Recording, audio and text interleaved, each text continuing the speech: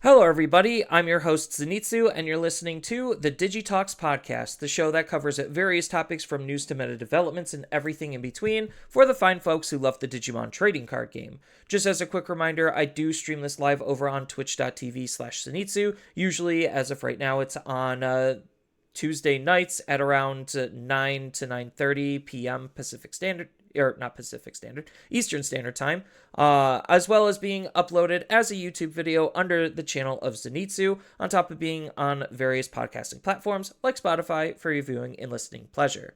So please feel free to leave that rating, like, follow, subscribe, review, whatever, depending on the platform that you're listening on. It really does help support the podcast.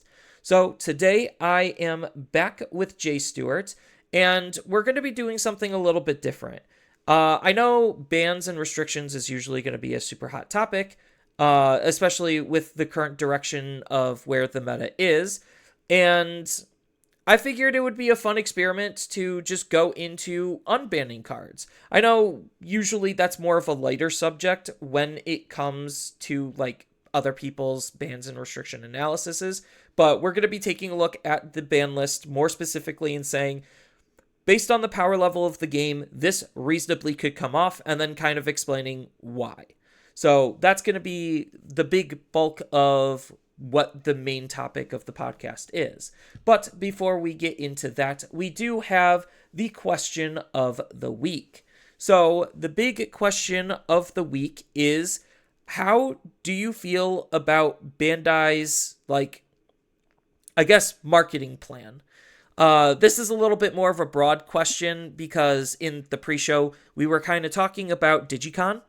And I guess, I could change and rephrase the question to, are you excited about Digicon? So I think that's better because Digicon is coming, I think, in, early March. So it's nearly upon us. And I think, Digicon's always this point of contention. At least I think it is, where sometimes they do some really good stuff, and then sometimes it's just a big nothing burger. So, Jay Stewart, how do you feel about Digicon?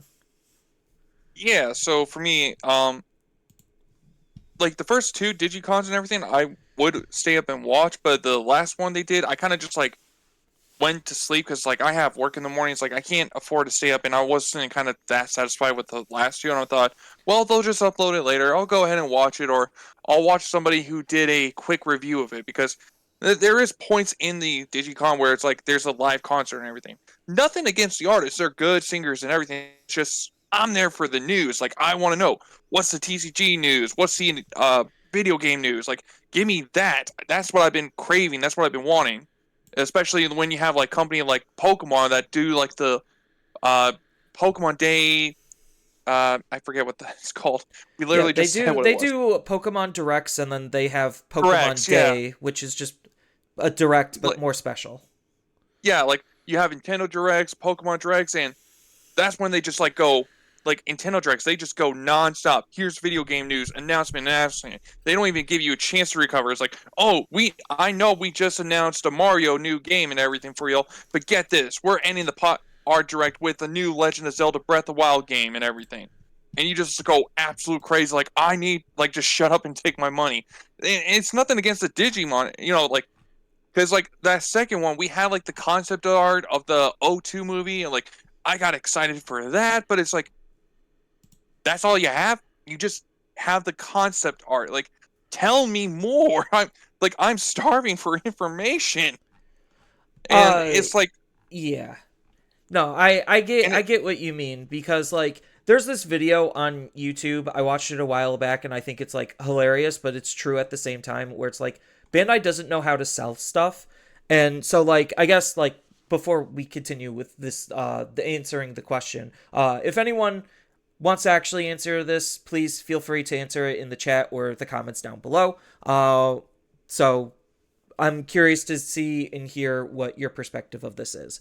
But yeah, so essentially, um, the messaging between the two different companies, I know they're two completely different games and they're two completely different companies, but it just goes to show, again, the video that I watched was literally titled "Bandai is terrible and they don't know how to sell stuff." That's basically the title of the video. It's not exactly the title. I don't remember what it was, but that was the major topic. And like it really goes to show like how Pokemon handles their IP and how Bandai handles the Digimon IP. Granted, Pokemon is literally 110% Pokemon, but the fact that Digimon could be taking those lessons from what Pokemon is doing and applying them here, and the fact that they're not and they're mishandling it really goes to support the message we all just don't want to acknowledge, but we all know is true, where it's like Bandai just hates Digimon. Um, they don't really hate Digimon. It's just they don't know what they're doing, and it's very clear as day that they don't know what they're doing. Because like you look at, like you said, the directs, it's just announcement, announcement, announcement. You look at their like docket for Pokemon Day. Like I'm literally bringing up the docket for Pokemon Day. So they're gonna have Scarlet and Violet announcements. They're gonna have Pokemon Go announcements. They're gonna have Pokemon Masters announcements. They're gonna have Pocket announcements. They're gonna have some anime stuff. So like, it's all the same type of stuff that Digimon is basically saying in Digimon Con. Except if you look deeper into what's actually being talked, Digimon Con literally so far has told us basically nothing, and they're not going to announce anything because we just got announced Time Strangers. That was at a PlayStation announcement. They could have just saved that for Digimon Con, and think how much more exciting Digimon Con would have been if that announcement was there. And then we're getting TCG news. Like, what does that mean?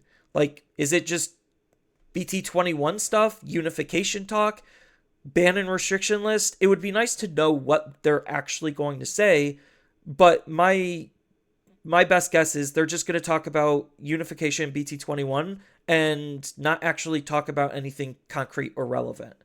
Anime, just again taking from the Pokemon Day presentation, they're going to be talking about the new season of Pokemon Horizons.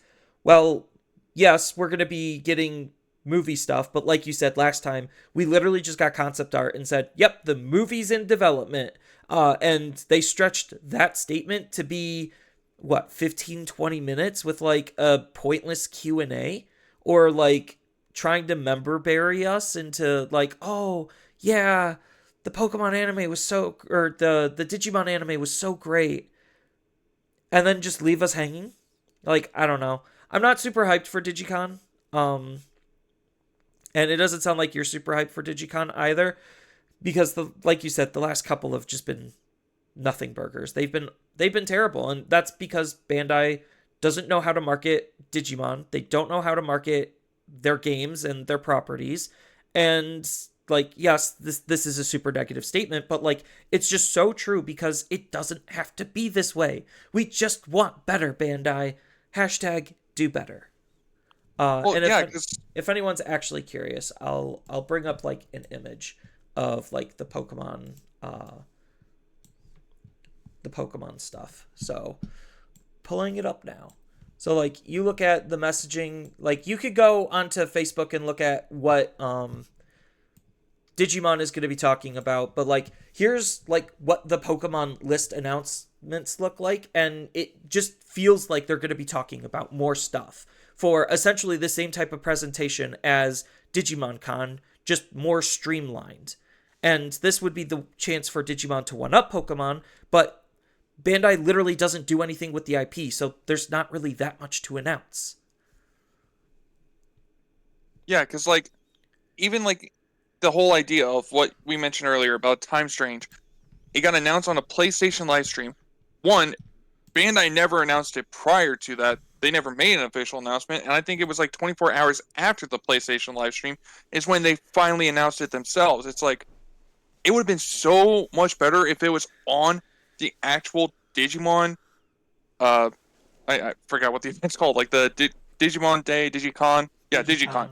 Yeah. Yeah, like it would have been so much better because then they could have had the people that were developing the game. They could have been there. They could have had some Q&As, like, oh, hey, is Time Stranger going to be the same mechanics as Cyber Sleuth? Like, so on and so forth. Like, just stuff like that could have made the game more exciting instead of just bombshell news for Digimon fans. who probably didn't even know there was a PlayStation live stream, because I sure as heck didn't. And all of a sudden, I got people in my community going, "Yo, they just dropped Digimon news." I'm like, "Wait, what do you mean they just dropped Digimon news? That doesn't make sense. Why would PlayStation drop Digimon news and not Bandai?" Right, and then let's not even go into like tie-ins where it's just like, yeah, okay, sure, Pokemon doesn't have Pokemon cards which each of their games releases, but they handle their game differently and their box pull rates are different. I'm not even gonna like talk about that, but like this is the opportunity where Bandai could leverage, like we kind of alluded to last session or last podcast. Like Bandai just needs to do better job at overall getting the message out and supporting and promoting Digimon.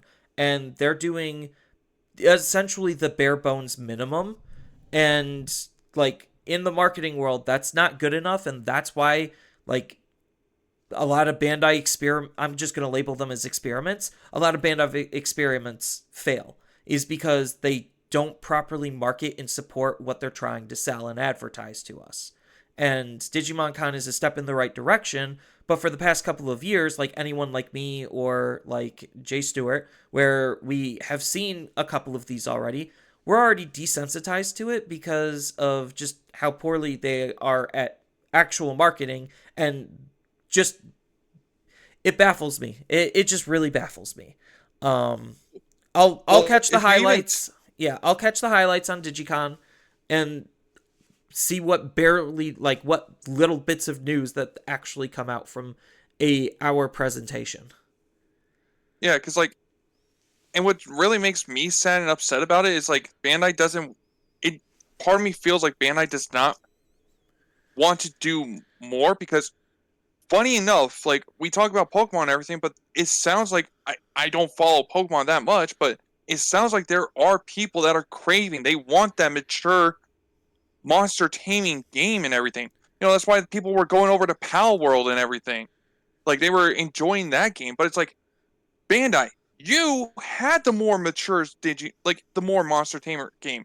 You had you had monsters with guns before Pal World ever was a concept. Like you had so much potential to literally go into the literally every single kid that was probably born in 1990s who's now probably grown out of Pokemon, because it's like, it's just too much hand holding. Oh, it's too kid friendly and everything. Now you have the potential to draw them in to your franchise Digimon now. No, like it's a lot of wasted opportunities. I'll just say that. Like Digimon as an IP from Bandai's, like not really Bandai's perspective, but like growing up with the Digimon IP, I've just seen years upon years of mismanagement, miscommunication, miss everything. And like yeah, okay, I'm a little sick of it, but like I'm at this point it's just par for the course. It's literally just par for the course. So, like I said, anyone who's interested in Digicon, tell me your thoughts down in the comments below. But enough talking about how poorly is at Bandai like selling us their stuff. Let's go over to I guess how poorly they designed their cards. So not really. We're not going to be going too deep into the metadata, but we do have more metadata to cover, because we have had some Ultimate Cups happen in February, and now that the majority of them are basically over, we could look at this data. I'm going to point out the fact that none of this data actually matters. Like, it does matter, but it doesn't matter. From a high competitive level standpoint, the next event that we're going to be having is like a 2.5 or even BT21 event. So literally none of this data like realistically matters. It's just a jumping off point to see what could be good continuing into Special Booster 2.5. So I'm not going to be clicking on any of like the deck lists or anything, because again, none of that realistically matters. So we had No More Heroes February Ultimate Cup, the Pro Play Games February Ultimate Cup, the PEC Ultimate Cup, February Ultimate Cup, and Carta Magica. So I'll just talk about the winner, because you'll start to see a pattern here. The winner of the No Heroes Ultimate Cup was Purple Hybrids. Second place was Imperial.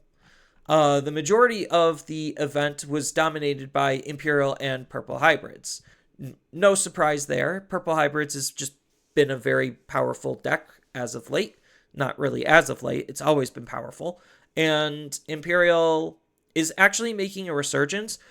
I don't know if the small little boosts that it got in consistency are like making that much of an impact. I know what is actually making the impact. I'll get into that little spoiler bit later. But it's interesting to note that like Imperial is doing really well in a format where Purple Hybrids is doing incredibly well.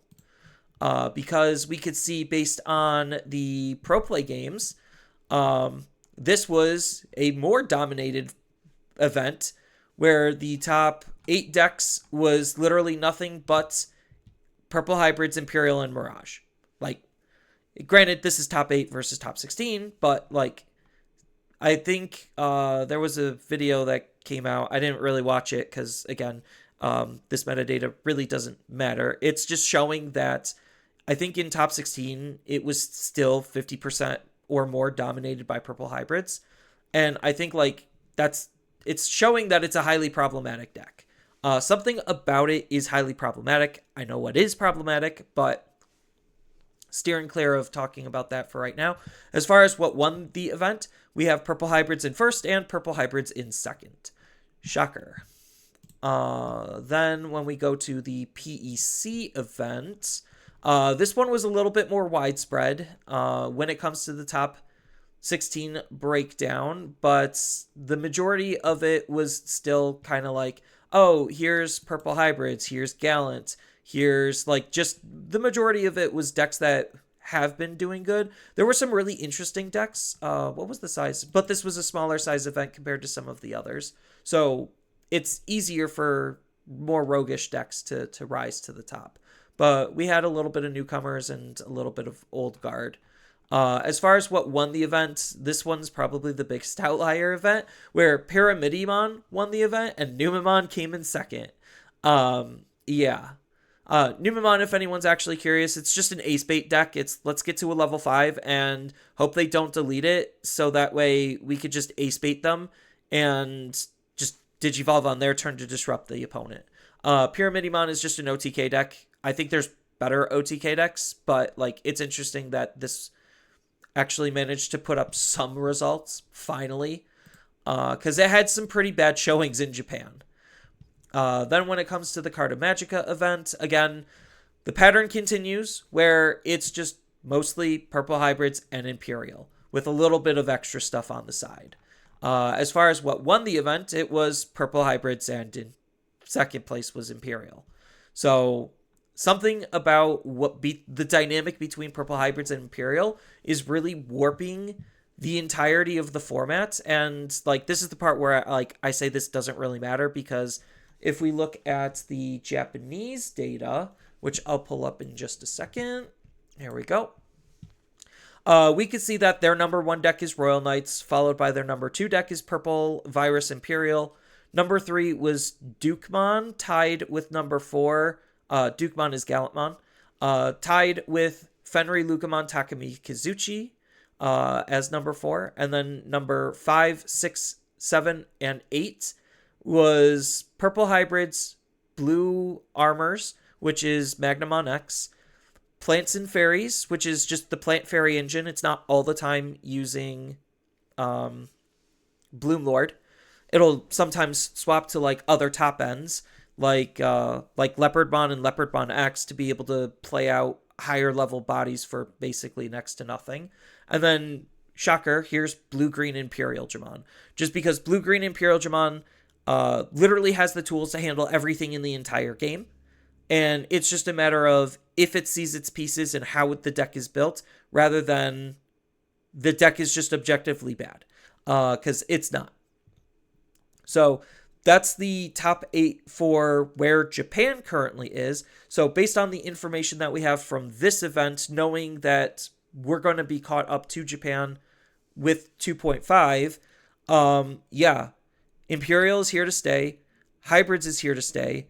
Fenri hasn't been doing super hot, but with the changes in the meta, maybe he's going to be here to stay. Like that Pyramid win could have just easily been a Fenry win, because it's just another OTK deck, and Fenry does get a lot of good tools in 2.5.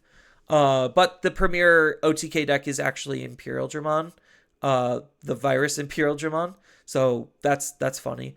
But when it comes to like, I know I'm yapping a lot, but I have a lot to say when it comes to like the meta stuff. But this, a lot of players are just like, oh, why are decks falling off? And sometimes decks like Mirage aren't falling off because of their strength. I still think Mirage is an incredibly powerful deck, even going into 2.5. It's just, there's only so many players.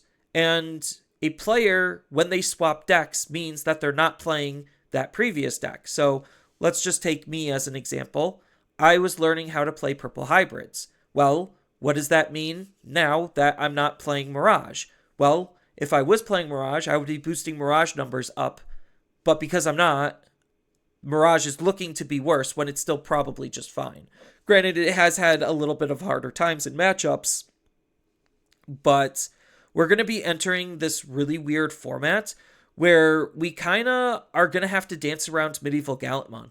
Like, that honestly, like, thinking about these decks, like the top 5 decks, it's literally play Medieval Gallantmon or play around Medieval Gallantmon. There is, like, no in between. And the decks that are able to use him effectively are doing well. The decks that are able to do well and then splash him in are doing well. And then there's the decks that just are rendered unplayable because he exists as a card. So yeah, it's going to be really interesting to see how the game actually develops around it, because he is way more oppressive than Death X has ever been. But yeah, so that's the big overarching look at the meta in a nutshell. Any comments on the meta, Jay Stewart? I know we were kind of like talking before about like where the meta is in the pre-show. Yeah, so it's kind of similar to what you said. Like, just because Mirage isn't around doesn't mean it's not that meta. I mean, we could take a look for a fine example of BTA when it came to Blue Hybrid. I think it was BTA, right? Yeah, it was BT8. Yeah, We thought that Imperial was going to be the answer to Blue Hybrid. Then EX2 comes around, and it's the end of BT8, and we learned that Blue Hybrid was still the best deck in the format. Yeah, so just because we're not seeing Mirage present right now, it's kind of similar to what you said. Like, it could just be a bunch of Mirage players like, yeah, I'll play Mirage so long. I want to play something else. Let me give Imperial a good chance. I mean, there's nothing wrong with Imperial. I mean, Imperial still has, like, a lot of the good outs and counters. Like, if you even just have the Dragon mode out on the field when your opponent's trying to do the whole Duskmon shenanigans, that triggers Imperial Dragon mode's effect to just kind of go off and interrupt their turn. So that might be why we're seeing Imperial just all of a sudden jumping up right now. Well, and also, yeah, not to interrupt you, but also like the dynamic between Purple Hybrid being the best deck, like by a very large margin. Imperial actually has a pretty decent meta, like matchup spread into it, because it's deleting Digimon. Well, when you delete Digimon, I partition. So if I'm not giving you a whole lot to delete, and the one thing I am giving you to delete partitions itself, like, you really have to be able to board wipe me multiple times in a single turn, which sometimes can be pretty difficult. On top of the fact that Imperial also can stun the Tamers, has aces, and has like Progenitor to stop deletion as well. So not only and do the you Paladin have to, as well, right, and Paladin to hose on the trash. So yeah, even though Paladin most likely won't get the multi-swings, the fact that it can still just, it literally has the tools to handle anything in the entire game is absolutely insane. Yeah, like a well-timed Paladin mode could just save you from decking out and causing your opponent to go, oh, well, I've decked myself out and I have no way to come back from that. So the opponent could literally just pass turn in, win like that. Well, even a well-timed fighter mode is really good because they swing, they evolve into so like there's multiple layers to this on where and how and why Imperial does well. Like, I think I covered it, or if I didn't cover it, somebody else covered it. There's like Japanese gameplay of no, I did cover it. It's like Imperial versus Purple Hybrids, where the Imperial player all they did was get up into Hexablaumon, and then the Purple Hybrid player literally couldn't play the game. And that's how they won. They didn't win with actual Imperial stuff. They won because they played a good generic blue floodgate that blocked the opponent out of actually being able to play the game. Granted, there was plays that the Purple Hybrid player could have taken to mitigate some of that a little bit, but they just totally didn't know how to navigate that and lost the match because of it. And Right. like that, it's that type of dynamic where it's just like, oh, I have really good generic engine with really good generic top end that floodgates the opponent out. You can't remove or interact my Digimon. Like, I've said this multiple times, and I know this is going to be like a big negative Nancy point, but the game is reaching a state where the best way to play is to not play at all. And I've said this in a video like a year ago. Speaking of which, I really need to make my follow up. But I said this in a video a year ago where the game is reaching a state where you want interaction, but the best decks are not allowing you to interact. And I think that ultimately creates this toxic meta where, yes, you could say there's 10 playable decks, but when each playable deck feels bad to play and play against, does it really encourage players to keep playing? That's the big thing. And I know pre-show, we were talking about Pokemon Pocket, where it's just like, oh, right now, Celebi Executor is the best deck. Not necessarily by a very large margin, but it's firmly in the lead. And if the next set doesn't do anything to shake that up and it continues to be the best dominating set, and now Pokemon Pocket's going to be 2 months until the next set for another potential shakeup, that's the make or break time for like free to play mobile type games where it's just like, oh, I got bored, so I stopped playing, and then because I stopped playing, I checked out, and because I checked out, why am I checking back in? And like the same could kind of be true for Digimon to an extent, where if the meta doesn't change enough, or if the state of the meta still becomes as toxic and volatile, if not more volatile or toxic than the previous, people are just going to be checking out. And that's why like I feel like everyone's in this pigeon-held position of give us this ban list so we could decide if we're going to be moving on with our life or not, or if we're going to be continuing to support the game in the same capacity we have been. So, Yeah. because that's why we're going to, I guess, like as a good transition point to try to stop being super hyper negative, because uh, I need to get better at not doing that, because people, I don't know, it's weird. I watch a lot of YouTube content and news and all that stuff, and like a lot of the media people absorb is inherently negative. Like I've been watching a lot of Magic content, and a lot of people hate Universes Beyond. So what's a lot of people's topics? Hating on Universes Beyond. So it's just like, and I watch that stuff because that's keeping me up to date and informed. Like it is unfortunate that the nature of news is inherently negative. So I do apologize for that. And that's why I'm trying to come up with more fun topics. Like this one, kind of poking and making fun at Bandai's poor card design and balance. So, we're going to be transitioning into talking about unbanning cards. Because we've already covered what cards should be banned. We've lightly covered what cards should be unbanned. And there's a million other people with their own opinions on what should be banned, and most of the cards that we all unanimously agree on. Again, we're pigeonholed into hoping that, Bandai actually pays attention and fixes their game. Granted, yes, there's a lot of cards that need to get banned, / limited. A lot of them. And Bandai's most likely not going to be doing that. So we can only hope that at least a good chunk of them can get hit. But going from top to bottom, the most recent bans to the very bottom, we're going to be going through card by card and deciding if this card should be unbanned and kind of why.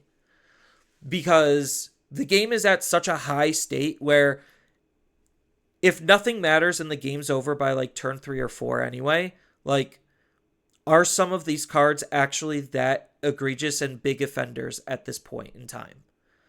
So, I guess we could kind of just start with the number one card that we all wanted to be on the ban and restriction list, and that's going to be Ukomon. So this is the promo Ukomon. So, Jay Stewart, do you think promo Ukomon should be banned or should be unbanned?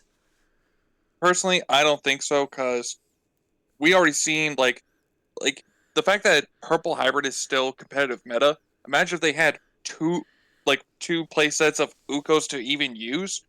They could just run those and then, I'll just run 2 copies of my good floodgates, call it a day. It would just be really broken consistency of constantly raising, swinging, and then doing the tamer swings.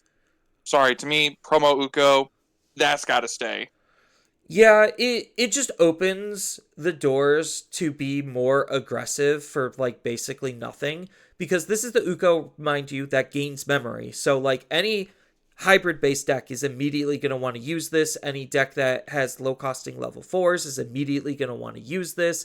It's just too good of a generic card, especially in combination with the fact that we already have an Ukomon left in the format that people still want to get rid of because of how egregiously stupid that card is at being is like one of the best searching engines in the entire game. Like, yeah, I don't think this card's going to be leaving anytime soon. I will say, if they restrict the other Uko to BT6, the BT16 one, then I could see the promo one possibly coming back off. Because no, no.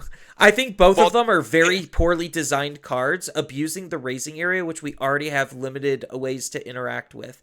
If anything, both should be on the ban and restriction list. None of them should be coming off. Yeah, it's just like a personal me. If I had to pick a poison of the two, I would say the BT16 one, to me personally, is worst one. I mean, yes, it's a 1-cost Evo, but every single time anything just raises, you're going to get like just consistency, and that just makes up for the value of the 1-cost Evo. Yeah, but this is free and it gains you a memory, which is also egregiously stupid because a lot of decks abuse it. So like they're both bad, and then the fact that both of them refresh the raising area is just the icing on the cake on why these cards are so good, and the fact that both of them like it's honestly a testament that the fact that one Ukomon is on there means that the second Ukomon should also be on there. Especially for how high powered the game currently is, it would do the game basically a favor at depowering itself because of just the levels of aggression that Ukomon presents. Because even still in like a purple hybrids deck, because they have a multitude of ways of just gaining memory, the 1-cost Evo really doesn't mean anything, and if you could get back-to-back Uko turns, the game is basically over. Like, before you even done anything. Because, like, Uko, raise, Uko back, Uko raise, tamer set, Uko chips, Uko dies, now gains me memory, now I hybrid loop. Like, it's no. Both Ukos should be banned, but yeah, promo Uko is not gonna get off the list. Louis. So, promo Louis. That one's also going to have to be a stay for me because, I mean, the purple hybrid deck even has the potential to kind of abuse that with the Duskmon. It's like, wait, does Duskmon play just any tamer, or does it have to be specifically a purple tamer? Let me double check. I think it's specifically purple tamer because the ancients is any tamer. Yeah. Because, like, I know the Ancients is able to do the loop thing, but I couldn't remember if Duskmon's able to just play any tamer, or if it's just specifically purple. No, Dusk is also any tamer. Yeah, on so delete, that you alone get to play reason. one tamer card with a play cost 4 or less from your trash for free. So Yeah, even if they delete the Louis, like, and they have enough tamers to and recursion to grab the Duskmon back, like, yes, they could theoretically just throw the Louis out. So, yeah, Promo Louis staying gone. I agree. He's just staying gone. Not necessarily because of the Ancients and the Purple Hybrids, but more so because Promo Louis is still kind of a nuts card because you still have the bond stuff that he synergizes with. He synergizes with too much. Too good of a generic card. He's a 2-cost Mimi, practically. And that alone is just really good. Yes. That constantly gets you value as you raise out. So, Hammer Spark. That's the next one. Nope, that could stay. Yeah, I honestly think the zero cost options are like the good zero cost options that gain memory, they're all broken. All of them are insanely stupid. The only one that's like a semblance of fair, which it still really isn't fair at the end of the day if you think about it, is Gravity Crush. So like Hammer Spark and Gravity Crush started the trend where it's just like, okay, Hammer Spark is just a zero gain one, but actually has a security to do something. Where Gravity Crush is a gain two, no security, but has a downside. Then they decided, oh, let's one up these by creating Jack Raid, which a lot of people, spoiler, want to get hit because Hammer Spark is hit. And Jack Raid is basically Hammer Spark on steroids because it's very easy to gain 2 to potentially 3 memory off of a single Jack Raid, which is absolutely nuts. And because it's the way Bandai designed it was supposed to be a zero conditional gain 1, like a zero cost conditional gain 1. They gave it a security effect. And then if you look at Blinding Ray, it's just trashing his security, which seems like it's a bad thing, but there's a lot of yellow cards that interact with that. So it's not actually a bad thing. So those 4 options can get yeeted and Hammer Spark can stay on the list. Because at this point, again, the game's at such a high power level where any bits of free tempo goes so much farther than it's ever gone before. So that's my spin on it. Yeah, no, and it's the same reason for me. I mean, because the other zero cost memories that you were even talking about, I would also like to see those potentially at 1, just like Hammer Spark. But, Hammer Spark, it's like, you give blue more memory, that's not going to be a good thing. I mean, I don't think blue decks were running Hammer Spark really as foras in the deck, but I don't want to give them a reason to like go, oh, I can if I really want to, kind of thing. Right. I think it's like not pollen. I know Tropical Venom and Parabolic Junk. That's the black and green essentially gain 0 or like spend 0 gain whatever. Those cards are just so bad because it's relying on very specific things to go right that they're just honestly not worth running. So like those are the only ones that actually can stay because they're just that bad. When it comes to zero cost like options. And when it comes to like other they're not zero even seeing meta play at all or anything. Like the Gravity Crush, the Blinding Ray, we saw those in like Red Hybrid. We saw those in cross decks. We've seen the Blinding Ray in like the Magnamon armor, the Angels deck. Like we've seen those cards, but like I haven't really seen anybody use the other green and black ones you just mentioned. Yeah, it's because they're not good for a reason, and the colors that they're played in are also not very good. So it's like a double whammy. I was gonna say double entendre, but it's a double whammy of just not good. But I think that's fine. Like those not good cards can exist because they're not good. And like there is no downside to the other 4. But that's kind of why Hammer Spark should stay, is because too much free tempo is very problematic as we are seeing right now. Awakening of the Golden Knights. That's the next one. Do you think that could also stay? Yeah, I was gonna say, do you think Magnamon should get better? Yeah, no. The only reason this card could ever come off if it literally states it's specifically for BT9 as it was intended, but they're not going to. So Awakening has to be stayed because I'm sorry, just like because there's another card that's going to be coming up later, but the Awakening, there's no reason to give like the 2 cards that are on here because of the Magnamon X can stay just because of it's Magnamon, of how like he's just a giant gate wall foot. I can't even say foot. just an uninteractable Digimon. Yeah, he's not a floodgate. He's just strictly uninteractable. He is the most uninteractable Digimon in the entire game. Next Yeah, to it's like to hybrids. me, it's just like to me, there's no reason to give him any kind of like if you give him an inch, like with either of this one or the other one that's might be coming up later, you give Magnamon X an inch with like giving them one of these two cards back, it's going to just take it for the it's just going out full send it kind of situation. Yeah, like I think the only way this card can get off this list is if Magnamon gets like Magnamon BT16X gets on this list. Because then there is less reason for this to exist on this list because we all know that Magnamon X was the problem child, but because Bandai was making money because of it, they didn't want to hit the money card. Because then that would create more feels bad. So they did the correct thing. Well, I guess technically it's not really correct, but business wise, it's correct that they hit an enabler versus the problem. So that can stay gone. Numemon X. This is going to be a hot one. So to me, this might be a hot take. I'm almost considering Numa X could potentially come back. Could. Because we do kind of already have like taking like if we take a look at like upcoming cards and everything, like Imperial Virus and everything, like effect you. Oh Jesus, there must be. Sorry if you hear fire trucks in the background, I guess.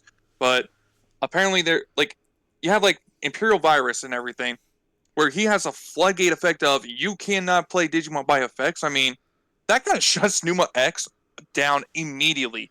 And I think even the what is it, the Medieval Galamon, doesn't he have like the same kind of effect too? Yeah, and And we're then seeing like Medieval Gallant is whenever a Digimon is played, just suspend something and delete it, like based on its DP on how many Digimon are suspended. yeah, exactly. So it's like already that's two decks that are going to be really like well, two decks, two cards that are going to be really popular that Numa might not be like even coming back as a 4 of. It's like ooh, I'm kind of playing into what they want to do, so that might be bad. Yeah, like if Uko stays banned or like limited, the other Uko gets added to the limited list. I honestly think Numemon X also could come back. Like there is just more floodgates and answers to wide fields and like so again, this is kind of like in the world of Medieval Gallantmon because he exists as a card. I honestly think Numemon X is not that egregious of an offender. Like yes, it's an incredibly powerful and strong card, basically going from a level 4 dealing damage, killing itself or whatever, going right up into a level 6. And like yes, you could use Chaosmon tech to where it's just like, oh, I have my level 6. I'll use the option to then DNA from my hand into a level 7. Like yes, that is a thing, but at this point in time, if that Chaosmon really isn't winning you the game, they're just gonna medieval in response. Like or just straight up remove it. Granted, that's where partition comes in, and that's why partition's good, but and that's partially why Imperial's good because source stripping, but I'm getting too off topic. Oh yeah, and source stripping it's even like the other thing too, because Imperial is also really still good and like I don't think like Magna X has been coming up that much necessarily with because of the hits, but at the time when Magna X was out there, Numa was the only deck that was able to stop Magna X from taking over the entire meta and still allow other decks to beat it, so to say, that could still interact and beat it. Yeah, honestly, like if anything, Nume X coming back just incentivizes the use of Medieval Gallant even more than he's already being used. So like I could like it's kind of like a double-edged sword where it's just like obviously everyone's starting to hate Medieval. They'll probably hate him even more and the people that are saying, "Oh, you're just hating on him because he's an expensive card just like Death X and BT9." It's just like there's very clear differences between the power levels of Death X in BT9 versus Medieval Gallant now. Like very, very obvious and clear differences. Like it's a similar style designed card, but what they're doing are very different. in terms of power level. But yeah, so like Nume X, I personally like. Yes, I did go to nationals because I topped with Numemon, so I do have this like really awkward soft spot for it. But honestly, with how high power the game is and how many answers there are to like Digimon being played from card effects, I think Nume X is probably fine to come back. Is it a good decision? No, none of these decisions are actually like that great in hindsight. I'm of the mindset where a card on the list should stay on the list because it was that egregious, but like that's not the point of this discussion. We're trying to have fun and like poking fun at like how high power the game is to where some of these stupid cards can come back. And like honestly, I think Nume could come back. I guess like anyone who's actually listening, feel free like you could play this little game that we're having down in the comments also. Just kind of include you into the discussion because I know everyone has their own hot takes or just takes in general and opinions. So you might as well just vocalize them. Tell us if we're right. Tell us if you're wrong. Tell us your own thoughts. It'll be curious. But moving on to the next card, TK. Yeah, no, this is the other. This is the other. That's the second card I was talking about, or hinting at with the Magna X. Because the moment you put TK pack, the busted yellow engine of Patamon TK just goes through the roof, and you won't even probably need Awakening, honestly, to make Magna X good again. It's honestly, the TK is like definitely the worst of the Awakening versus TK. I would say definitely is TK. And let alone, we have Angels that's even becoming more meta relevant right now. So like even giving Angels consistency for their security of using that Patamon card, that's a no-go for me on that one. I was gonna say like TK might be able to come back, but the caveat is Magnamon X and maybe something from the yellow vaccine engine has to go. Like I don't know if Patamon's exactly the answer, but like it has to be Patamon, honestly, because nothing else of the other vaccine cards is busted, so to say. It's the fact that the Patamon allows you that free Evo and also seeing itself to get that memory also. Like, I'm sorry, like it's definitely Patamon is like kind of the problem child, but they hit the lower rarity TK to kind of bust down the consistency of Patamon is what they chose. Yeah, no, I think keeping TK at 1 is ultimately the right decision, but there is a world I could see where if they decide to rearrange what got hit, like TK could reasonably come off. But again, he needs very specific cards to get hit in order for that to actually, become more of a reality, which we know Bandai's not going to do. So the restriction was lifted on Gabumon, which again kind of set precedent. We're not even going to be talking about choice restrictions because they're choice restrictions for a very particular reason. There's no reason why like this degenerate combo needs to come back. So we're going to completely ignore that.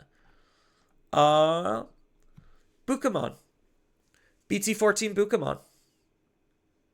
Yeah, so this might be this one I honestly don't know how I feel about because there's a lot of already cards in the meta that already give like the jamming and everything, whether it be the level 3s and everything.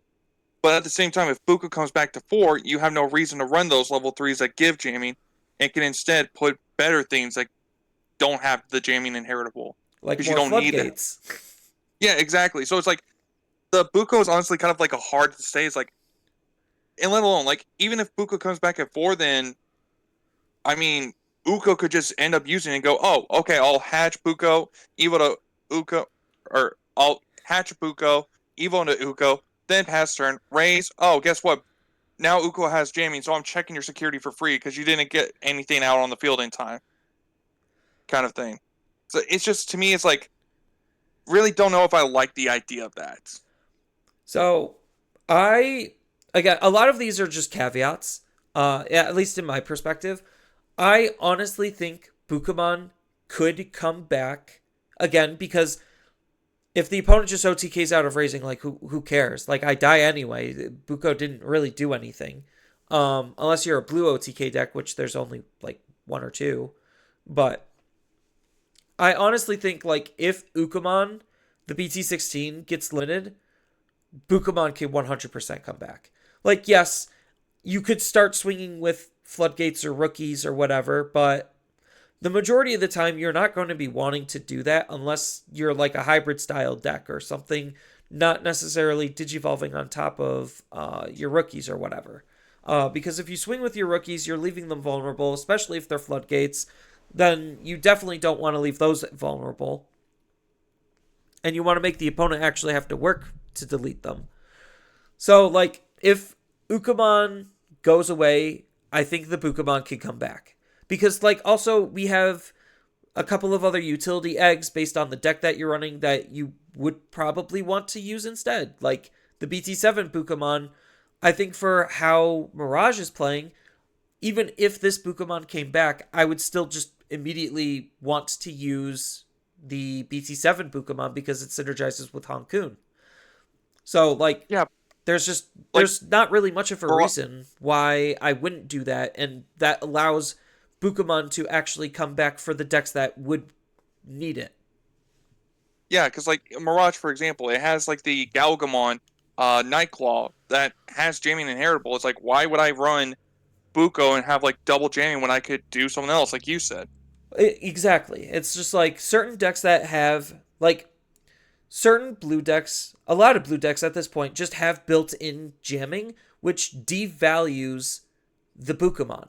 Even like they have fake jamming where it's just like, oh, it can't be deleted by battle, um, which is just fake jamming but better because you know the opponent can't attack into your Digimon and delete it that way. But still, like the doubling up on that really just makes Bukamon bad, and it's funny because of how much jamming they printed in blue since BT14. Like it's actually crazy, and because of that, like I honestly think Bukamon's fine. Like it could come back.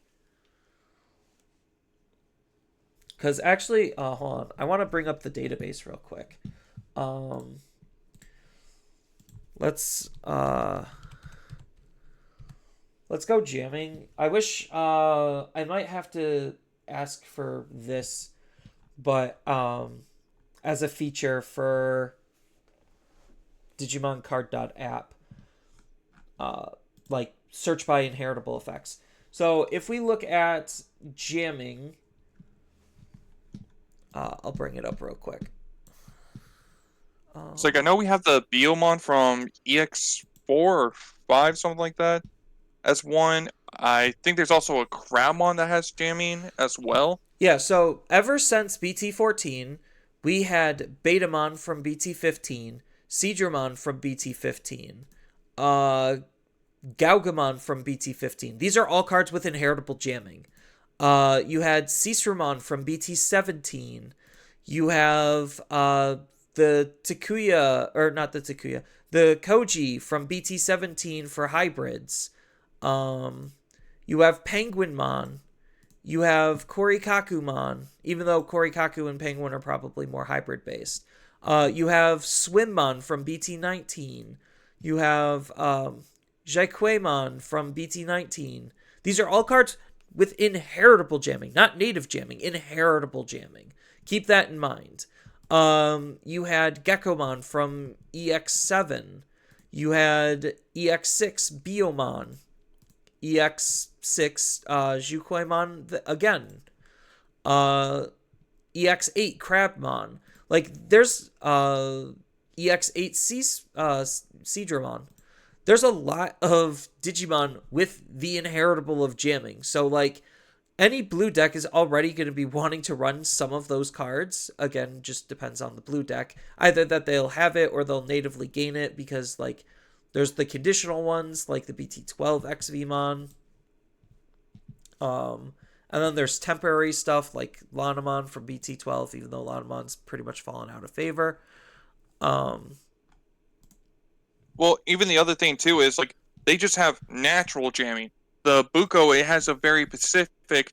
Oh, it's only when your opponent has as many or fewer Digivolution cards, then you get the jamming. Yeah, it's literally just designed for level 3s to swing early. That's basically what the design at this point reads to me. And without Ukomon being the dumbest rookie in the entire game, like I said, I think Bukomon is fine. I just wanted to point out how much extra jamming they injected into the game to compensate for the lack of Bukomon. Even though it was designed with Bukomon, because obviously they didn't anticipate wanting to hit this card, but still, like it's just funny how much jamming that they put in to where it's like, yeah, it's still very easy early access at jamming to where it just frees up your egg to do whatever else you want. So Bukomon's fine. Going on to the next one, Apocalypse. Yeah, no, the only thing I can see Apocalypse ever coming off is if it has the errata of it must be Dark Masters that gets tucked under, Which but they're they're not not going going to to do. errata. Yeah, they're Yeah, not so going to errata it. there's a reason why the Secret Rare is banned, and we saw for 2 weeks, and even and Japan had to deal with it longer, like months and everything. Like they tried to hit around it, and it was not solving the problem. So there's a reason Apocalypse, a Secret Rare, is on here. Yeah, no, especially with like Purple Hybrids being an engine for Apocalypse that was way better and more egregious than what Apocalypse was doing all the way back in BT15. Yeah, no, this card can stay gone. Gabumon from EX5, Gabumon X. Yeah, this one honestly, like, I, because like the way I'm looking at it is this. So like, I know some people will say, "Oh, the Agumon Black from what is it, BT11 X antibody? It's not hit, so therefore Gabu X shouldn't be hit." It's like, well, to be fair, Agumon X for that inheritable has a very different way of triggering its protection versus how the Gabumon is just like a very generic kind of thing. Like you could take any of the two Gabus in your trash or Garus in your trash to put them at your deck bottom to protect it. Like the Agumon X, it has to be, oh, you have to take an X antibody from the source and put it to your deck bottom. So like one, you already have to have X antibody in the source, and it's only one time you could do it. So to me, it's like the Gabu X is kind of like I mean, and let alone too, it's also blue purple dual color, while the Agumon it was like just a pure black one. To me, it's just like kind of like the color combination and how the inheritable works. Gabu X could honestly kind of just possibly stay where it is. Uh, I'm in the opposite mindset. So, like, again, caveat is Gurumon X has to stay limited. But I think Gabu X can come back. Like, he's only like the most egregious part about the card at this point, because like part of the reason why he was limited was because of the combination of Guru X to basically make a very cheap and easy to use engine, which again, that's a running theme. Bandai has hit cheap, easy to use engines.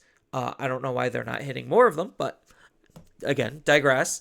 I think he could come back because if Garurumon X stays gone, then he's only going to be used in most decks as a way to search out the X antibody option card, and that's it. Nothing else about the card is really that great outside of the discard one, but that's only if you added a card into your hands. Then you have to discard. If you whiff, you don't discard. So I think the card is fine. I honestly think that the card could come back again if Garurumon X stays hit, because those two cards with a lot of Gabumons can create a very easy engine, because Gabumon is like known for drawing lots of cards, like more so than any other deck. So yeah, that's the caveat. I think he could come back as long as Guru X stays hit. Which Yeah, and kind of is why I think Guru X needs to stay hit. I think like his just the top part of the card, when Digivolving, draw 2, then discard 2, then gain a memory. I mean, granted, you're only gaining a memory if you have Garurumon or X antibody, but like obviously we see with Doberman that's not a problem. So yeah, Garurumon can stay gone. same, easy, agreeable, and even the next card, the Anubismon, that can easily stay too. I mean, it's the fact that it's just a not. I don't know why it's a main effect. If it wasn't that main effect, Anubis would be a whole different story. In all honesty, to me. Yeah, no, Anubis is easily one of the best purple cards ever printed in the entire game. That card could stay gone. No, there's zero reason for this card to ever come back. And then that card was already lifted. So now we're on to BT2 Gabu. BT Gabu is like they kind of already said it. It's like the reason is the fact that it's not once per turn when they did make a Gabumon that has a once per turn kind of effect. No, they lifted. Or, wait, You're talking about Starter Deck 6 Gabu. Starter Deck 6 Gabu already got lifted. Or wait, hold on. Yeah, no, this is the on deletion one. My apologies. Sorry. Yeah. On deletion, I mean. Yeah, so the reason they stated is because because aces exist when attacking, so what if it's not limited to once per turn? It's a lot more riskier. That's why he came off, essentially. But yeah, the on delete Gabu is what we're talking about. Yeah, my bad. Sorry. It kind of gets confusing with the two, but the on deletion one, it's because I know that was used with the Eismon package to help kind of boost the consistency of the Apoclymon. I mean, the fact that Apocly's not around, and I don't even think the Eismon cards are even used anymore, really at all. Well, because they're limited. Yeah, so it's like the fact they're limited. It's like honestly, the on deletion one might even potentially be okay to come back. No, this is one I'm actually gonna say no to, for the sole fact that it's draw 2, discard 1. So you're net wanting a card in your hand versus all of the others, which is draw 1, discard 1. So it's strictly better, and the fact that no other rookie really has an on delete draw 1, discard 1 as an inheritable means that this is a very premier slot for this ability. Like, that was the underlying issue with the card, was where it was slotted and how much it's drawing. So I think BT2 Gabu can stay gone for that. Yeah, that's fair, because there might be something I might be missing too for. Geo Gray. BT13. So, yeah, so I think they hit this one before technically the Patamon engine came out. Yeah, they hit it as a result of Patamon. Yeah. So honestly, I think that this Geo Greymon, unless I'm missing something, this Geo Greymon might actually be fine to come back, honestly. Because, I mean, Patamon Engine's not really that used right now, so to say. I mean, there is decks that use it, but it's not as high represented, I guess. Because, like, the fear was, like, Patamon uses this Geo Greymon to Evo, and then the Geo Greymon can search out that TK, so I think that was the thing. And because of the Geo Grey hit, the Shine decks kind of lost their powerhouse tool that helped make them good. Because, like, I really don't know any other decks that would even use this. I mean, maybe just the Angels deck because it is Vaccine, but I mean, I don't think they're running a lot of Tamers except for the one of TK that they have to. So like I said, I could be missing something. You kind of are, because the big thing is, like, yes, the Tamer has to come from security, but it doesn't matter how many Tamers you have on the field. Level 4s generally have the restriction of being able to play out a Tamer, but they're restricted by how many Tamers are already on the field. So, like, they realized after a while that having a Tamer setter that doesn't work because you already have a Tamer out, whether it was hit by security or whatever, it really feels bad for the player. So that's why they increased it to 1 or fewer. So that way, if you still already have a Tamer, you could, reasonably still use the Tamer setter to play another one. And because of the way Liberator cards are designed, where you have a 4-drop version and a 3-drop version, it incentivizes you to try to have both of them on the field. So they needed to change the design accordingly. I think like the big problem with Geo Gray is the fact that he kind of isn't restricted, and he's still hyper generic. So like he would be every deck's 2 of when it comes to um red or yellow decks. So I think like literally just for the fact that he's unrestricted with the only caveat of the tamer coming out of security, like he's still incredibly strong. There, I do see where you're coming from, where it's just like reasonably sure he could come off. Like it's just setting a tamer. What's the actual harm at this point, um, on him doing that? But like you also have to remember with Shine support coming up, like maybe something there gets really broken. I don't know. I think like there's a good reason for either end of the spectrum where it's just like, yeah, he could come back because Shine's not doing anything. Even with the new Shine tools, he still might not be doing anything. But I also think like he could also just very easily stay because maybe somebody is gonna try to build a hero deck and all of the heroes are red. So that just means you're gonna run a lot of tamers, which makes this card's consistency on being able to play extra tamers even higher. So yeah, I think there's arguments for both, but I'm in the favor of keeping him gone. Yeah, when you put it like that, it's like it definitely can't it definitely can easily go either way because like I mean the whole fact that it's not a limited to just being how many tamers are currently on the field, it doesn't care. It will just play them out. So like I definitely see that argument there. And like I said earlier, I easily could have been missing something too. But Yeah, because the yeah. card's obviously designed with Marcus in mind because Marcus with Rise puts himself into security, and that's a constant way of being able to have tamers in your security for this Geo to have even greater levels of effect, or effectiveness. So like that's the initial design, but obviously other decks are going to be abusing it because as we've learned with any kind of generic card, you if they give us an inch, we will take the country mile. We won't just take a mile. We will take a country mile. And like when they make hyper powerful generic cards, they tend to overshadow literally everything in the entire game. That's why a lot of people are also having problems with Medieval Gallantmon. So it's just like going back to the Numemon example.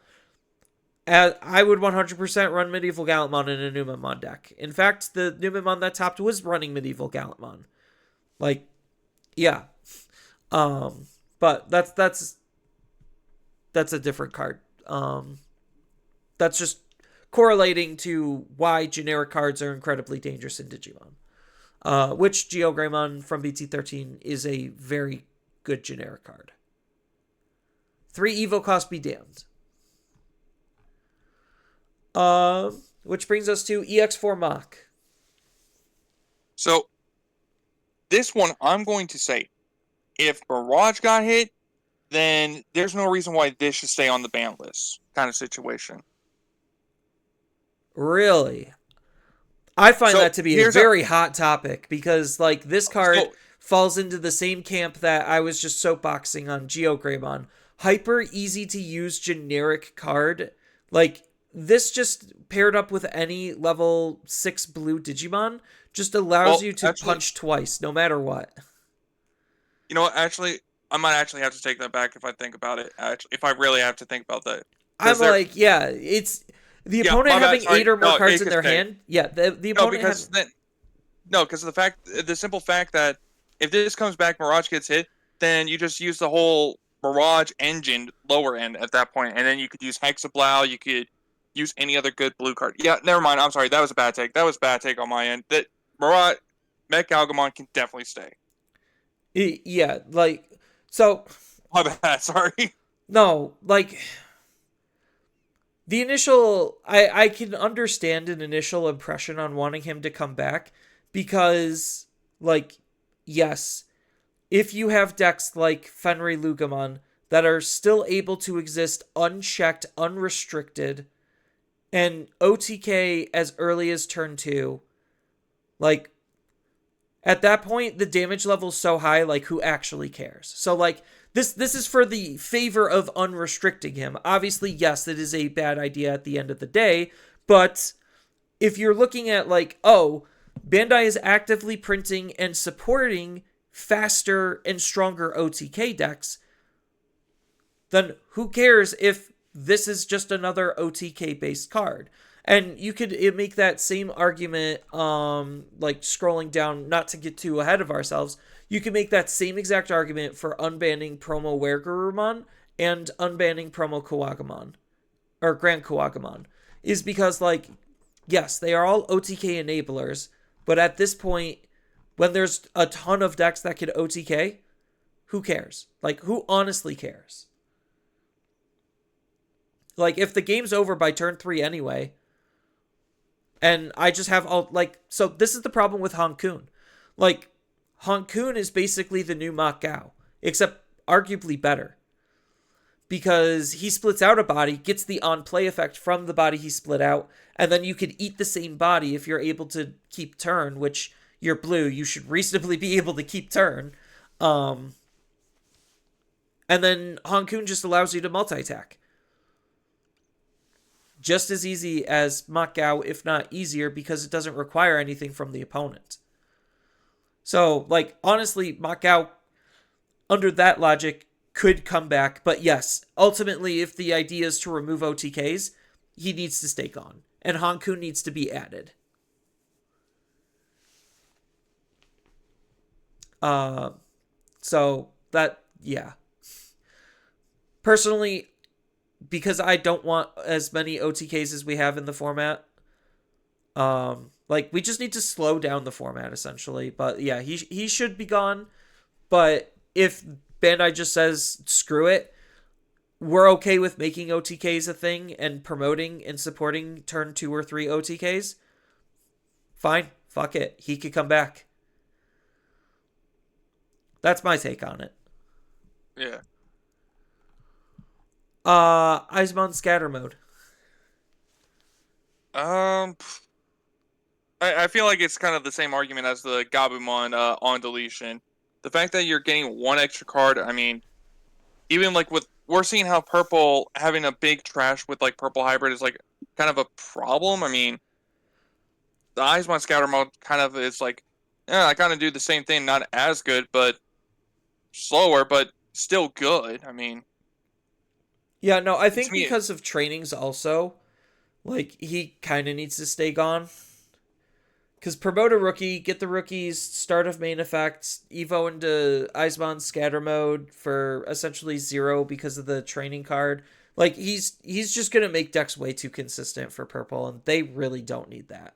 So I do agree he could stay gone. Then we already know that Savior Huck got unlimited from being limited. Which, funny enough, this Savior Huck is going to be another really good card because it's another easy to use. Well, I mean, it's more specific to Jesmon, but it just allows Jesmon to multi-attack to try to OTK. So, like, again, if a card like Savior Huckmon could become unlimited, and they just say, fuck it, we don't care about OTKs existing, Mak Gao, like, that's only more reason for Mak Gao to come back, which is ironic. Tommy also got unlimited because, again, the game is developed past him. I still think he's a good card, but the game's developed past him. Blossomon from BT3. Digizorb 3. 0 Evo. yeah, no, it's we're seeing how the plant engine, like, it hasn't really came up that often, but it did come up for one or two tournaments at least. So it's like, I really don't want to give the plant engine more than what it already has. Yeah, I think, like, this card can stay gone because the game, like, Digimon as a whole, because of the training cards and the scrambles and everything else that cards are doing to gain memory, reduce cost, like, this card can stay gone because it just makes going into a level 6 basically for it.